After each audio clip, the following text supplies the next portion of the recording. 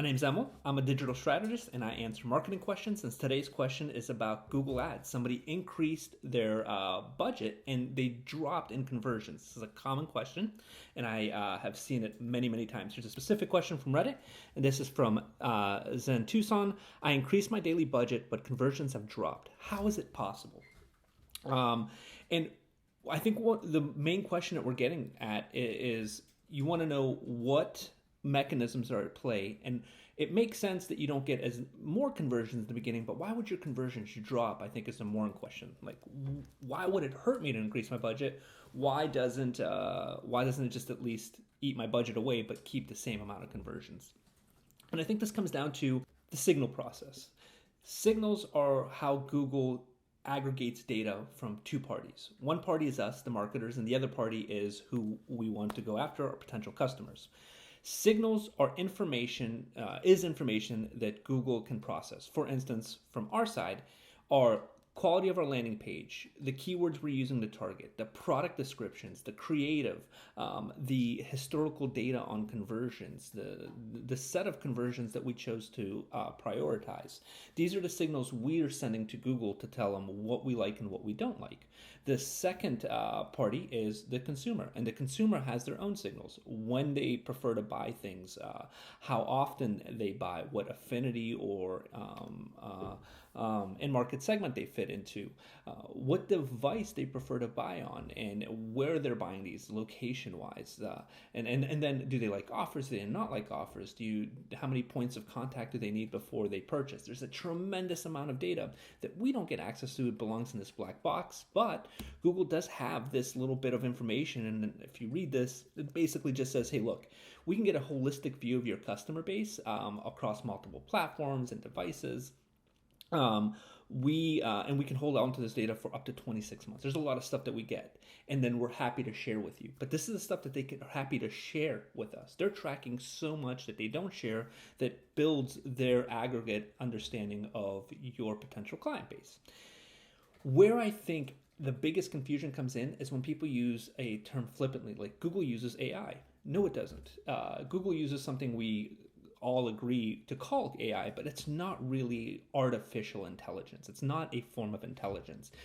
It should be better characterized as machine learning, because that's exactly what it is. It's machine learning. It's pieces of data coming from us and from our customers, and then being processed at an aggregate level. What's important to understand here is the difference between AI. This is something where you can just ask a question and it gives you the correct answer, or shows you the way to go, like in Westworld, a big machine, or any sci-fi version of AI. Just frightening in my opinion. But this is not this big machine that's working in the back to give the correct answer. It's this big machine that's working in the back to learn the best answer. And really all machine learning is, that we unfairly call AI, is statistics. The amount of things that happen in aggregate form that lead to a probable answer. And it's just all the signals we have and all the signals our customers have. They come into, they overlap, and then Google delivers what it thinks is the best result. When you increase your budget on a campaign, what you're doing is you're changing the signals you have. You have now the availability for a bigger, broader audience of a temporary understanding that's going to change in Google's eyes. What I mean by that is this. We have given Google a budget, and it has delivered the results we're happy with. And then we increase our budget. Google says, great, you're happy with all these results. I don't know at a bigger in a bigger field where I can find more of these results instantly, but I can start searching for them. And this is where your conversions take a hit. As Google is learning, and I recommend a week. I really do recommend a week, unless you do something crazy to the campaign. Give it a full 7 days, 7 to 10 days before it kind of levels out. But I've seen some massive changes, increasing your budget by 50, 100, 200, 500, 600, 1,000%. Every one of those stages requires Google's machine learning to recalculate on a statistical model of what it understands of your business and your audience. You are always going to take a hit when that happens. It's rare that a campaign doesn't. But ride it. Let it go that 7 or 10 days. If the campaign's returning a really good ROI right now, if your ROAS is where you need it to be or even above, that's the best time to take these chances. You never want to do this at another level.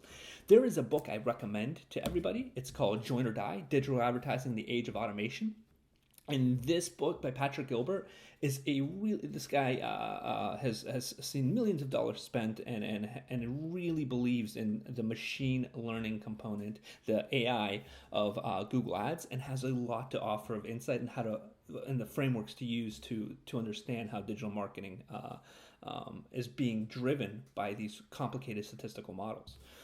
I hope this helped and answered your question. Ride the dragon. Let the spend go. If you trust the account, you trust the targeting, you trust the audience, and you trust the offer and the landing page, it's going to take a dip, but it will recover. Because at the end of the day, all Google is doing is finding more people and taking a limited statistical model and expanding it. You're going to take that hit, but if all of those things are in line, you're going to recover and then some. I promise you. Again, my name is Emil. Happy marketing.